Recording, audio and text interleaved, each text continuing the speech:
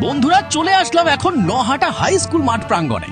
এখানে একটি ৮ দলীয় ফুটবল টুর্নামেন্ট চলছিল, তারই আজ ফাইনাল ম্যাচ। আজকের খেলা গোপালনগর ভার্সেস কলকাতা। আর এই ফাইনাল খেলা দেখতে প্রচুর দূর দূরান্ত থেকে লোকজন এসেছে। ক্রাউডটা দেখে নিশ্চয়ই বুঝতেই পারছো। খেলা শুরু হওয়ার কিছুটা আগের মুহূর্ত ঠিক এরকম ছিল, একটা জায়গায় ঠিকমতো দাঁড়িয়ে থেকে খেলা দেখার মতো জায়গা ছিল না। প্রায় ২০ থেকে ২৫ মিনিট এভাবেই দাঁড়িয়ে থাকার পর অবশেষে আস্তে আস্তে প্লেয়ারদের মাঠে নামানো হলো। তারা কিছুটা এক্সারসাইজ করে খেলার জন্য প্রস্তুত হচ্ছে।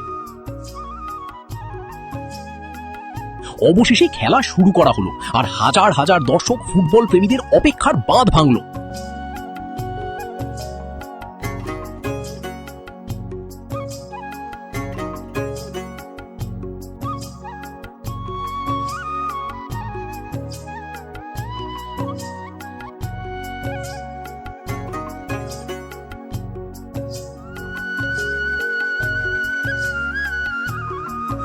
আর যখনই প্রথম গোলটা হলো তখনই কিছু দর্শক তো উত্তেজিত হয়ে মাঠের ভিতরে চলে এসেছিল। যাই হোক, তাদেরকে আবার তাদের নির্দিষ্ট জায়গায় পাঠিয়ে খেলা আগের মতো শুরু করা হলো।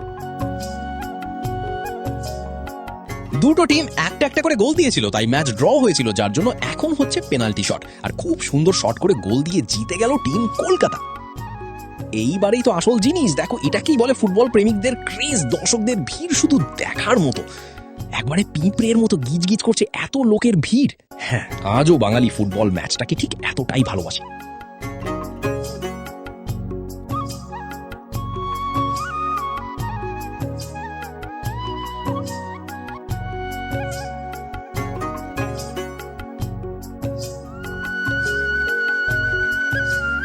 আর লাস্টে এক নাইজেরিয়ান প্লেয়ারকে ম্যান অফ দ্য ম্যাচ পুরস্কৃত করা দেখে আজকের ভিডিওটা এখানে শেষ করা যায়।